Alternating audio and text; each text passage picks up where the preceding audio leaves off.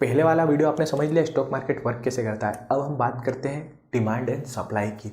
यही गेम पूरा stock market में इन्वेस्टमेंट से लेकर ट्रेडिंग से लेकर सारे गेम रन करता है। डिमांड एंड सप्लाई के बिना मार्केट में कुछ नहीं होता है। सिंपल एग्जांपल से समझेंगे डिमांड एंड सप्लाई होता क्या है। जैसे आपने देखा होगा तो जब एक प्रोडक्ट है उसकी डिमांड बहुत ज़्यादा रहती है। जैसे मार्केट में आपने कोविड के टाइम पे मास्क देखे होंगे, तो जब मास्क की सप्लाई कम थी क्योंकि इंडिया मास्क पहले बनाता ही नहीं था और एकदम से कोविड के टाइम पे डिमांड आ गया, सब लोग मास्क ही मास्क खरीदने लगे। तो क्या हुआ, जितने भी मास्क वाले थे 10 रुपये का और 5 रुपये का मास्क कितने में बेचने लगे थे, 50-50 में, क्योंकि डिमांड बढ़ गई थी और सप्लाई क्या थी, कम थी, इसलिए पैसे बढ़ गए। और अब देखो, अब इंडिया में इतने मास्क मैन्युफैक्चर होते हैं धड़ल्ले से कि फ्री में बांटे जा रहे हैं या 5 या 10 रुपये में आपको ईजिली मिल जाता है। अब क्या हो रहा है, अब जो मास्क है इंडिया में बहुत सारे लोग मास्क बनाने लगे भेड़ चाल को चलते हुए। अब आप देखेंगे मास्क से मास्क धड़ी भर के आपको मिल जाएंगे। सप्लाई है, सप्लाई बहुत ज़्यादा है, और जो डिमांड है, अब लोग मास्क लगाते हैं फिर भी इतना नहीं लगाते, पर सप्लाई कम हो गई और डिमांड बढ़ गई, तो इससे क्या, प्राइस कम हो गया। ठीक इसी तरीके से स्टॉक मार्केट में काम करता है।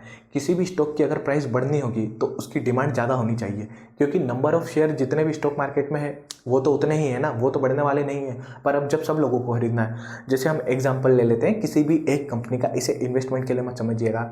जैसे थोड़े टाइम पहले आपने क्या देखा होगा, इलेक्ट्रिक व्हीकल वाले जितने भी स्टॉक थे, जैसे ईवी बिकने लगी, सबको क्या लगा अब जो इलेक्ट्रिक व्हीकल वाले स्टॉक्स है उनकी डिमांड बढ़ जाएगी, तो सबने जाके ईवी के जो स्टॉक है वो खरीद लिए, उससे उसकी प्राइस ज़्यादा हो गई।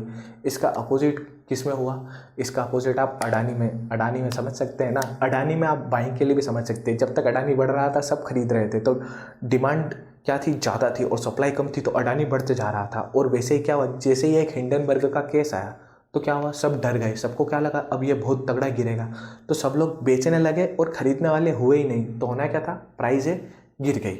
अब इसे हम थोड़ा एडवांस चार्ट के फॉर्म में समझेंगे।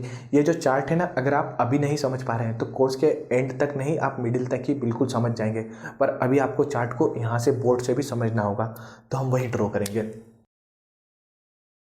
तो कुछ इस प्रकार से आप डिमांड मान लीजिए और कुछ इस प्रकार से आप सप्लाई मान लीजिए।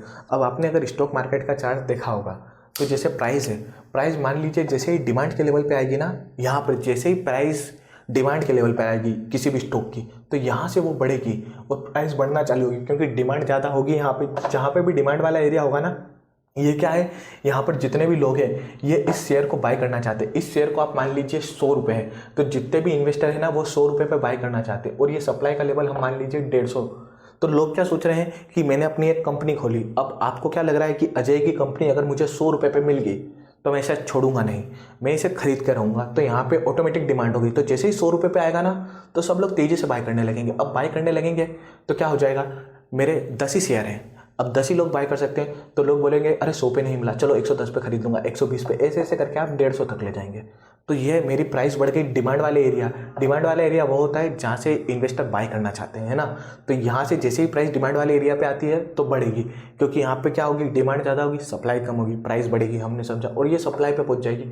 अब सप्लाई का लेवल 150 है, तो आपको क्या लगा, अजय की कंपनी यार 150 तो लायक नहीं है यार, तो बेच देता हूँ। तो अब यहाँ पे क्या होगा, बेचने वाले ज़्यादा हो जाएंगे, खरीदने वाले कम हो जाएंगे। तो पहले ने मान लीजिए 140 पे खरीदा, तो मेरी प्राइस यहाँ आएगी, फिर बोलेगा अरे 140 भी ज़्यादा, 130, फिर ऐसे कम करेंगे।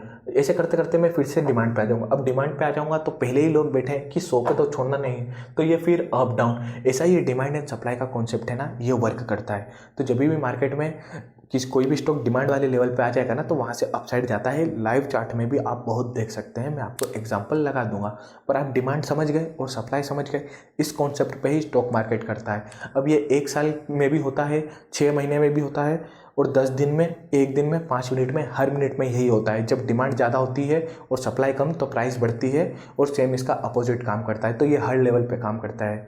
ठीक है, आप ये समझ गए। अब हम अगला टॉपिक पढ़ेंगे।